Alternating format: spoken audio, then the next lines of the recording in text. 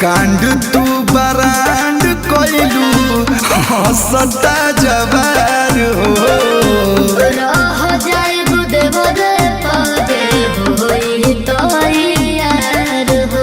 हे भौजी तरह ये जाई राम के करना भाव अरे आखिरी बेर सोच ल तू अपन इरादा